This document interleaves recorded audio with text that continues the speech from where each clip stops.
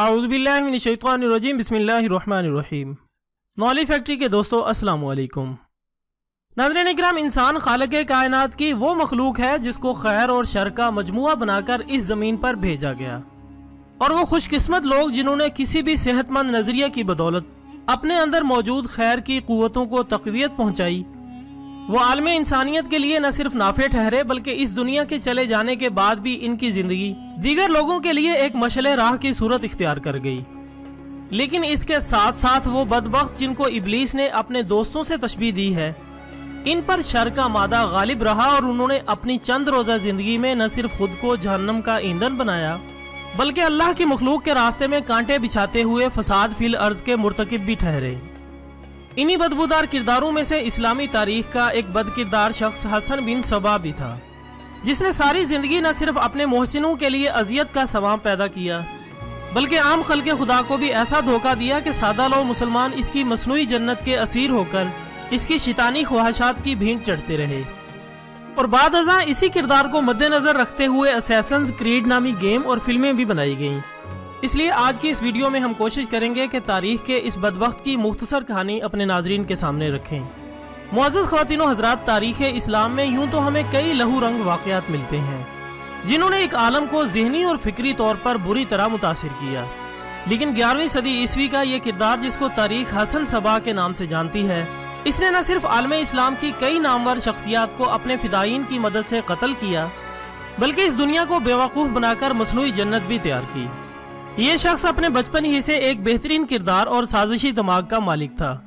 مذہبی طور پر اس کا تعلق اسماعیلی فرقے سے تھا۔ اس نے عراق کے گرد و نواح میں ایک محسن کے قلعے میں رہائش اختیار کی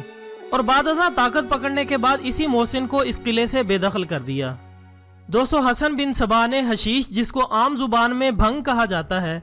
اس کی مدد سے ایک ایسا مشروب تیار کیا جس کے زیر اثر آدمی اپنے ہوش و حواس سے بیگانہ ہو جاتا تھا، اور یہی نہیں بلکہ اس نے اپنے ماننے والوں کو اس نشے کا عادی کیا اور پھر ان کو ایسی سرگرمیوں میں ملوث کر دیا جن کی بدولت دولت کے انبار اکٹھے کیے جا سکتے تھے۔ اس لیے بہت ہی کم وقت میں اس کے مریدوں کی تعداد ہزاروں تک پہنچ گئی۔ اس نے اپنی ناجائز دولت سے اس قلعے میں ایک مصنوعی جنت بھی تیار کی جس میں دودھ اور شہد کی نہریں بہانے کے علاوہ دنیا بھر سے خوبصورت لڑکیوں کو بھی اس جنت کی حوروں کی صورت میں رکھا گیا۔ معزز ناظرین، تاریخی واقعات کے مطابق یہ اپنے مریدین کو حشیش کا مشروب پلاتا اور جب وہ اس نشے کی وجہ سے ہوش و حواس کھو دیتا تو اس کو حسن بن صبا کے چیلے انجانے اور مخصوص راستوں سے اس مصنوعی جنت میں لے جاتے جہاں دنیا بھر کی نعمتوں کے علاوہ خوبصورت لڑکیاں بھی حوروں کے طور پر موجود ہوتی، جہاں نئے مہمان کو ان لذتوں سے بھی آشنا کرایا جاتا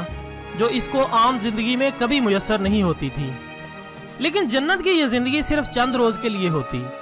اور پھر بعد میں اسے بے ہوشی کی حالت میں ہی واپس حسن بن صبا کے پاس لایا جاتا اور اس کو اس گروہ میں شامل کر دیا جاتا جس کو فدائین کا نام دیا گیا تھا۔ اس شیطان کے ان چیلوں کے دماغ میں یہ بات بٹھا دی جاتی کہ اگر وہ اپنے اس دیوتا کے وفادار رہیں گے تو انہیں آخرت میں دوبارہ اسی جنت میں داخل کر دیا جائے گا جو انہیں دکھائی جاتی تھی، اس لیے وہ اسی کی آس میں زندگی بھر اس کے غلام ہو کر رہ جاتے تھے۔ بلکہ اسی طرح اس نے ان فدائین کی ایک فوج تیار کر لی جو اس کے ایک اشارے پر نہ صرف بڑے بڑے لوگوں کو قتل کرتے بلکہ اس کے حکم پر پہاڑ سے چھلانگ لگاتے یا اپنے سینے میں خنجر تک پیوست کر لیتے۔ ایک روایت کے مطابق ایک دفعہ اس نے ایک فدائی کو حکم دیا کہ یہ خنجر اپنے سینے میں اتار لو، تو اس نے بغیر سوچے سمجھے یہ نعرہ بلند کیا کہ اے شیخ الجبل، میں تیرے حکم سے اللہ کی جنت میں جا رہا ہوں، اور اس کے ساتھ ہی وہ خنجر اس کے دل میں اتر چکا تھا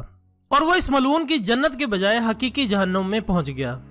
ناظرین، تاریخی حقائق کے مطابق دنیا میں سب سے پہلے خودکش حملوں کا آغاز بھی اسی ابلیس کے نامہ اعمال میں جاتا ہے، جس کی منصوبہ بندی کے مطابق اس کے فدائین اپنی جان کو ہتھیلی پر رکھ کر بڑے بڑے سلاطین کے قتل پر آمادہ ہو جاتے۔ ایک روایت کے مطابق سلطان نور الدین زنگی، جو کہ عالم اسلام کی ایک معتبر شخصیت تھے، ان کو بھی زہر دے کر اس کے ایک فدائی نے شہید کیا تھا، جبکہ فاتح یروشلم سلطان صلاح الدین ایوبی کو بھی اس کے شیطانوں نے شہید کرنے کی منصوبہ بندی کی، لیکن وہ اس میں کامیاب نہ ہو سکے۔ اس ملعون کے نامہ اعمال میں تاریخ اسلام کی کئی نامور شخصیات کی شہادت شامل ہے۔ بالآخر 12 جون 1124 کو دنیا میں جنت تعمیر کرنے والا یہ ابلیس صفت انسان اس دنیا سے رخصت ہو کر جہنم کا ایندھن بن گیا اور اس دنیا کو اس فتنے سے ہمیشہ ہمیشہ کے لیے نجات مل گئی۔ دوستو، انسان دولت سے دودھ اور شہد کی نہریں تو خرید سکتا ہے لیکن بھوک نہیں۔ दौलत से एक अच्छा बिस्तर तो खरीद सकता है लेकिन नींद नहीं। एक गुलाम तो खरीदा जा सकता है लेकिन इसका दिल नहीं। इंसान चाहे जितनी भी जन्नतें तैयार कर ले लेकिन वो हकीकी जन्नत का मुकाबला नहीं कर सकती। इसलिए पैसे की हवस लिए हुए दुनिया में अपनी जन्नतें तैयार करने के बजाय आखिरत की जन्नत का सामान तैयार करें। इसी गुजारिश के साथ आज की वीडियो का इख्तिताम होता है। वीडियो पसंद आने की सूरत में इसे लाइक करके हमारी हौसला अफजाई करें और इसे ज़्यादा से ज़्यादा शेयर करने में हमारा साथ दें। कल इंशाल्लाह दोबारा मुलाकात होगी, तब तक के लिए इजाज़त दीजिएगा। अपना दोस्तों, रिश्तेदारों और गिरदोनवा के तमाम लोगों का बहुत ख्याल रखिएगा। अल्लाह हाफिज़।